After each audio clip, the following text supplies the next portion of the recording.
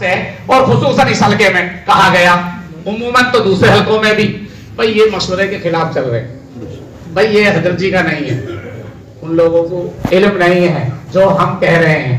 ہم معین الاسلام میں ہیں، ذاتی اعتبار سے نہیں کہہ رہے، ہمارا ہر مشورہ الحمدللہ مرکز نظام الدین میں کارگزاری پیش کرتے ہیں اور اپنے آئندہ کے لیے ہدایت بھی طلب کرتے ہیں۔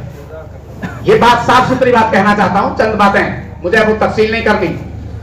2007-8 سے ہم نے وہ شروع کیا تو اللہ ماشاءاللہ ایک آدھ قاری صاحب حافظ صاحب اس پر تیار ہوا کہ ہم ایسے پڑھائیں گے۔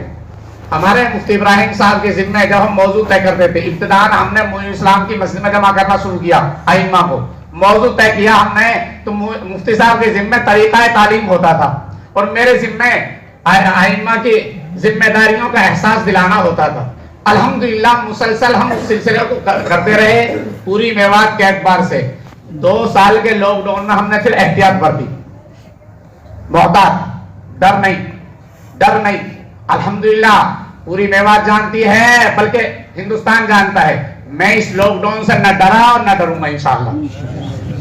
جانتی ہے پوری میوات، جانتی ہے اس بات کو، حکومت بھی جانتی ہے، سب کچھ ہم نے محتاط طریقے سے کام کرنا ہے، کام بند نہیں کیا۔ ہم نے جو میوات اسلام میں کرتے تھے اس کو تقسیم کر دیا، اب ایک ایک حلقے میں، تاوڑو حلقے میں کر چکے، فیروز پور جھیگا حلقے میں کر چکے، اس طرح کا ہم الور تک کر چکے۔ یہ الحمدللہ رام گڑھ میں بھی گئے، مطلب کہنا کو بہت سارے حلقوں میں اس سال بھی اور پچھلے سال بھی لاک ڈاؤن کے باوجود۔ لیکن آپ کا الحمدللہ، کیونکہ جہاں جس چیز کی مخالفت زیادہ ہوتی ہے وہ کام بھی ترقی وہی کرتا ہے۔ یہاں مخالفت ہوئی، یہاں سب سے زیادہ ترقی ہوئی ہے رکھتے ہوئے، بات سمجھ آ رہی ہے؟ یہاں مخالفت ہوئی اور حلقوں کے مقابلے میں، اور حلقوں میں کوئی مخالفت نہیں ہوئی، لیکن یہاں سب سے زیادہ ترقی۔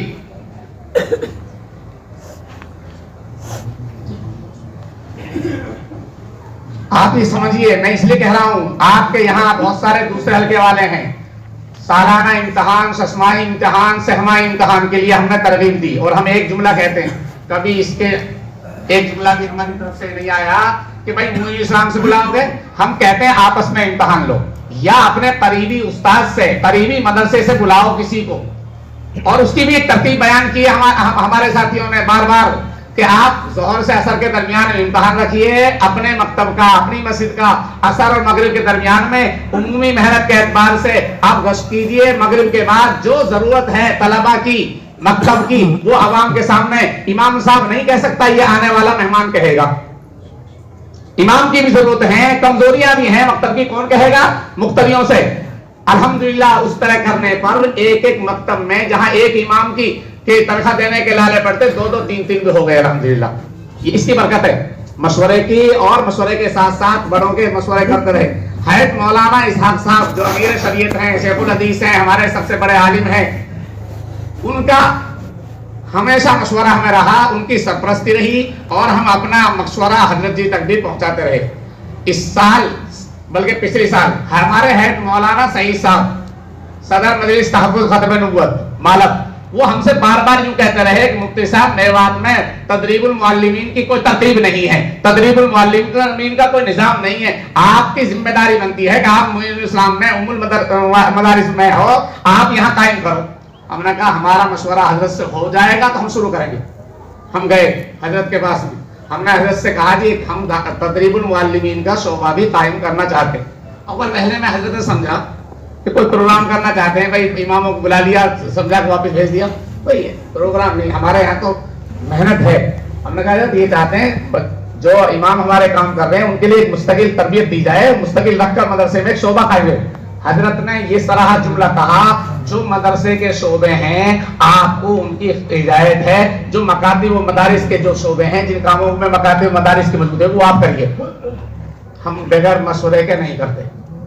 مشورہ لیا اسی سال کہ ہم تکمیل افتاح شروع کرنا چاہتے ہیں معین اسلام میں، تو حضرت نے اجازت دی کہ ٹھیک ہے تکمیل افتاح شروع کیجیے۔ ساتھیوں میں مشورہ ہوا آئندہ سال کے لیے تکمیل ادب شروع کرنا چاہتے ہیں، حضرت کا تمام شعبے قائم کیجیے۔ معین اسلام کو ایک شان بھی ہے، اور ہم چاہتے بھی ہیں کہ ہماری قوم سب سے زیادہ اسی مدرسے سے جڑی ہوئی ہے۔ ہمارا اپنا ذاتی کوئی کمال نہیں ہے، وہ نسبت ہے ایک بڑی، بڑوں کی نسبت ہے، بڑی نسبت ہے، ہماری اپنی ذات کا کوئی کمال نہیں ہے۔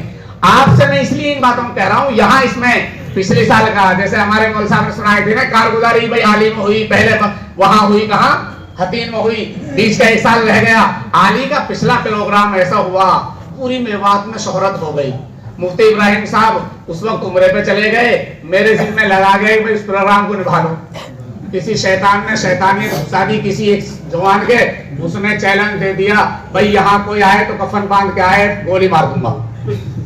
یہ چیلنج دیا, فون کیا اس نے اور علاقے میں کہا. میں نے کہا جس کی ماں نے دودھ پلایا ہے وہ آ جانا سامنے, میں آ رہا ہوں. جب تو میں نہیں آتا لیکن اب آ رہا ہوں انشاءاللہ.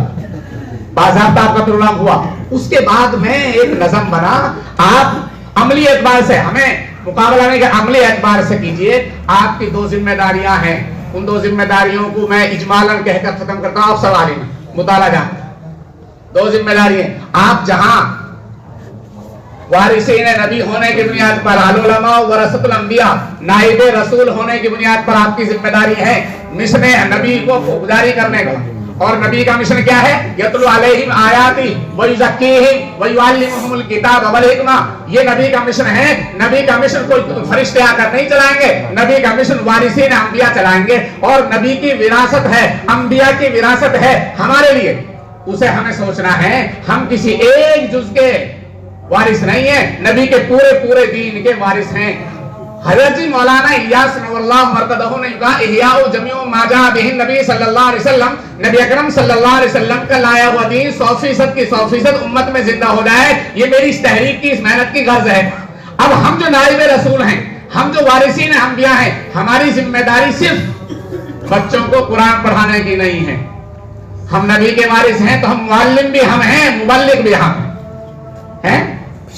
معلم بھی ہم ہیں, مبلغ بھی ہم ہیں. حضور کہتے ہیں انما بعثت مبلغا, کہیں گا انما بعثت معلما. اور اللہ کے نبی نے امت کو کہا بلغوا عنی ولو آیا. تعلیم و تبلیغ دونوں کی ذمہ داری ہماری ہے. اور اس کو ہی حضرت مولانا الیاس نور اللہ مرتضی نے کہا تھا کہ میری ہر جماعت میں ایک عالم ہو, ایک قاری ہو, ایک حافظ ہو, تاکہ وہ احکامات الہیہ کو عالم سمجھائے گا, قرآن کی تصحیح حافظ و قاری سے کرے گا. یہ ابتدا میں. اب اس کی طرف بیچ میں کچھ کمی آئی. اب موجودہ حضرت جی مولانا صاحب دامت برکاتہم اس پر اتنا زور دے رہے ہیں جو ان کے مشورے میں جاتے ہیں. آپ میں سے بہت سے ایسے جو نزدیک سے جاتے ہیں. ابھی علماء کا جوڑ ہوا, ابھی کل ہی علماء کا جوڑ ہوا نوح میں, علماء کا پوری نواتے. لیکن کون سے علماء بلائے گئے؟ سال والے. اس سے پہلے بھی 12 جوڑ ہوئے, اس میں سارے بلائے گئے تھے. 4 ماہ والے ہوں, سال والے ہوں, بغیر ہوں, لگے ان سب کے سامنے جو علماء کی الگ مجلس ہوئی تو مفتی امجد صاحب ساتھ میں تھے یا مولانا شمیم صاحب تھے. ان کے بیانات میں آپ نے کیا سمجھا؟ آپ لوگوں نے اشارہ کیا تھا یہ دونوں ذمہ داری ہم نے ادا کرنی ہے. نائب رسول ہونے کے اعتبار سے, وارثین انبیاء ہونے کے اعتبار سے, ہم وراثت نبوی کے حق ادا کرنے کی ذمہ داری ہماری ہے. کوئی کہے نہ کہے ہم ذمہ داری ادا کریں گے. والدین کی ذمہ داری. کتنے ساتھی ایسے ہوتے ہیں جو قریب میں رہتے ہیں لیکن ان کو صحیح کلمہ یاد نہیں, جو قریب میں رہتے ہیں انہیں دعا قنوت یاد نہیں, جو قریب میں رہتے ہیں انہیں تشہد یاد نہیں.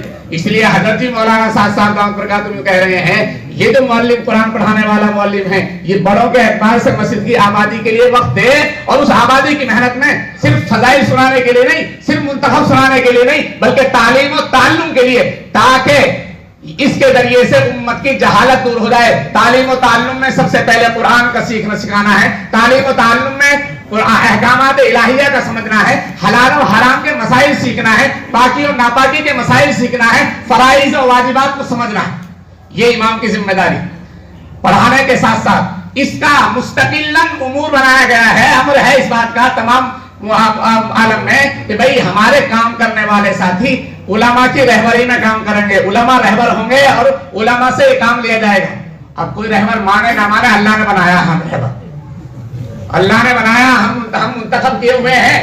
اس لیے آپ کو مایوس ہونے کی بات نہیں ہے. اور اس کو ہمارے اکابر کہہ رہے ہیں آپ کو ذمہ داری ادا کرنی ہے دونوں اعتبار سے, معلم ہونے کے اعتبار سے بھی, مبلغ ہونے کے اعتبار سے بھی. بلغوا عنی ولو آیا. یہ کس کے لیے؟ جس کے پاس قرآن ہے, جس کے پاس مسائل ہیں. تبلیغ کون کرے گا؟ جس کے پاس جو علم ہے اس کی تبلیغ کرنے. آنے والوں کو سکھا دینا تعلیم ہے اور نکل کے باہر سکھانا تبلیغ ہے. ایک آیت قرآن کریم کی آپ سب جانتے ہیں, اللہ کا حکم نبی کے لیے, یا ایھا الرسول بلغ ما انزل الیک من ربک. اے رسول آپ تبلیغ کیجئے اس چیز کی جو آپ پر نازل کیا گیا ہے. تو ما انزل الیک من ربک کیا ہے؟ قرآن ہے وہی مطلوع کے طور پر، احادیث نبویہ ہیں وہی غیر مطلوع کے طور پر ان کی تبلیغ کی گئی ہے، اسی کی ذمہ داری ہے قیامت تک علماء کی ما انزل الیک من ربک کی تبلیغ کرنے کی۔ اس لیے تبلیغ کے ذمہ دار بھی آپ ہو، تعلیم کے ذمہ دار بھی آپ ہو، لیکن کسی ایک پہلو پر چلیں گے تو اختلاف ہوتا ہے، اختلاف ہوتا ہے۔ ہمیں اختلاف نہیں کرنا، ہمیں تو کام کرنا ہے کس کے لیے؟ اللہ کے لیے کرنا ہے۔ جو مسائل سمجھائے گئے، جو ترتیب بیان کی گئی، اس کے اعتبار سے آپ کو اس میں ترقی کرنی ہے۔ ہم یہ چاہتے ہیں، ہماری خواہش یہ ہے اللہ کرے کہ ہمارے پورے میوات کے مکاتب ایسے ہو جائیں جو نمونہ ہو جائے، جس کی طرف پہلے ان اکابر نے اشارہ کر دیا۔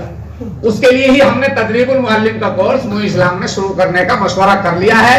یہ اس لیے میں اعلان کر رہا ہوں، بہت سارے ساتھی بہت سارے سوالات کرتے ہیں، اس لیے وہاں ان کے سوالات کا حل ہوگا انشاءاللہ۔ اور آپ کو ہم پھر یہ دعوت دینا چاہتے ہیں کہ آپ تعلیم اور تبلیغ کو دونوں کو اپنا کام سمجھیے، نبی کا کام سمجھ کر کیجیے، اللہ کا حکم سمجھ کر کیجیے۔ کسی کے کوئی تنظیمی معاملہ نہیں ہے، ہم کسی جماعت کے کسی تحریک کے ایسے ممبر نہیں ہے پیسہ لے کے اپنی جان اپنا مال۔ ہم تو ایسی جماعت سے تعلق رکھتے ہیں جہاں اپنی جان اپنے مال کا آواز لگائی جاتی ہے۔ اس لیے آپ سب علماء ہیں، ائمہ ہیں، قاری ہیں، مفتی ہیں، اس مجمع میں مجھ سے زیادہ بہتر بولنا جانتے ہیں، لیکن مشورے میں ایک بات طے ہو گئی تو مجھے چند بات کہنی تھی۔ اللہ عمل کی توفیق نصیب فرمائے۔ جو کچھ آپ نے یہاں سے لیا ہے اس کو آپ جو ہے لے کر جائیں، پوری میوات میں پھیلانے کے لیے کوشش کریں۔ اللہ عمل کی توفیق نصیب فرمائے۔